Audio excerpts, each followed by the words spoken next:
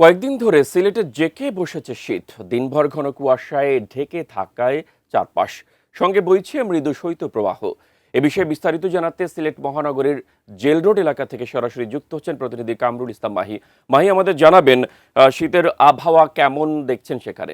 মেহেদী, আমরা সিলেট আবহাওয়া অফিসের সঙ্গে যোগাযোগ করেছিলাম। তারা আমাদেরকে যেমনটি বলছে যে সিলেটে এই মুহূর্তে আসলে মৃদু শৈত্যপ্রবাহ আসলে চলছে।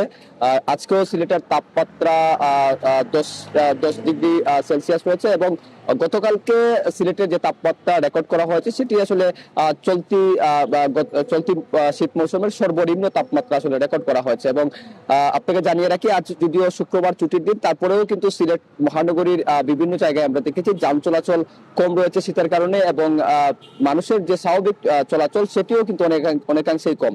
এবং যে শীতটা জেঁকে বসছে তার কারণে কিন্তু নিম্ন আয়ের মানুষ যারা রয়েছেন তারা কিন্তু অনেকটাই ভোগান্তির মধ্যে পড়েছেন। এবং আমরা দেখেছি যে শীত বস্ত্র বিতরণও হচ্ছে বিভিন্ন সংগঠন এবং জেলা প্রশাসনের উদ্যোগে। এবং সিলেটের যে সীমান্তবর্তী এলাকাগুলি রয়েছে সেই এলাকাগুলিতে কিন্তু শীতের দাপটটা অনেকটাই বেশি বলে আমরা লক্ষ্য করেছি। এবং সার্বিক সবকিছু মিলিয়ে বলা চলে যে চলতি যে শীত মৌসুমটা, সেই শীত মৌসুমের যে শৈত্যপ্রবাহ সেটি কিন্তু সিলেটে বিরাজ করছে এবং আগামী আরো কয়েকদিন এই শৈত্যপ্রবাহ থাকবে এবং তাপমাত্রা আরো নিচে নামতে পারে বলে আমাদেরকে আবহাওয়া দপ্তর জানিয়েছে। তো এই ছিল সিলেট থেকে শীতের সর্বশেষ সংবাদ।